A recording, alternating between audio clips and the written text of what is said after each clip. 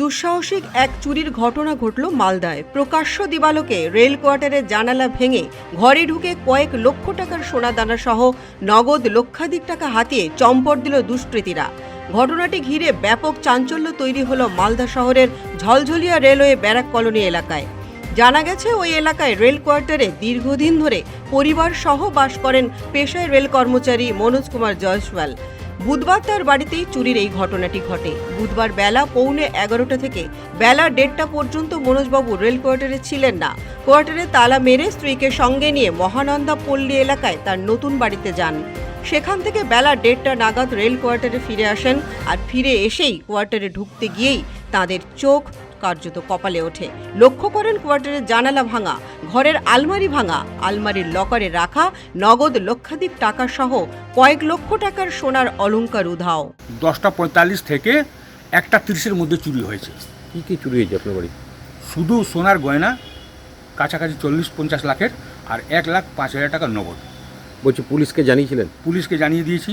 তখন যখনই ঘরে আমরা ঢুকলাম এই 2 ঘন্টার মধ্যে যেটা চুরি হয়েছে, তো পুলিশকে জানালাম, ফোন করলাম। পুলিশ আধ ঘন্টার মধ্যে এসে গেল। আপনারা কাউকে সন্দেহ করছেন বা অনুমান? সন্দেহ করছি আমরা। এখানে একটা সন্দেহ হচ্ছে যে আমাদের সামনে কিছু কন্ট্রাক্টুয়াল লেবার থাকছে, হ্যাঁ, অনথরাইজ থাকছে, ওরা, তাদের উপরে একটা সন্দেহ আছে। নেক্সট সন্দেহ আছে একটা কাবাড়িওয়ালা। ও অ্যাকচুয়ালি কাবাড়িওয়ালা নয়, কাবাড়ির ভেস ধরে এদিকে আসে শুধু চুরির ধান্দায় হিসাব কিতাব দেখেও, কিন্তু কাবাড়ি জিনিস কোনো কিনে না, নিয়েও যায় না। শুধু একটা বড় ঝোলা নিয়ে নেয় যে আমি কাবাড়িওয়ালা, ওটার উপরে সন্দেহ। মানে কোন দিক দিয়ে ঢুকেছিল এরা? পিছন থেকে ঢুকেছে। কি ভেঙে? পিছন থেকে বারান্দার জানলার থেকে রড বেঁকিয়ে ঢুকেছে। আর আপনি কি করেন?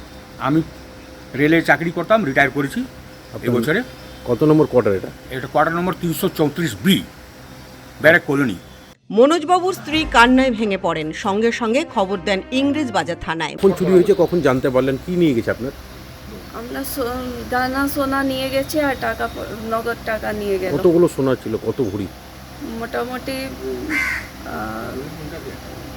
40-50 লাখ কাছাকাছি সোনা ছিল। বলছি যে আপনারা কোথায় গেছিলেন ওই টাইমটায়?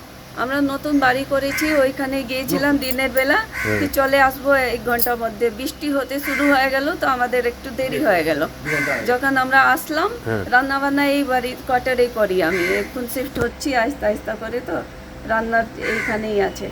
তো যখন আসলাম তো দেখছি এই ঠিকই আছে, তালা সব ঠিক আছে।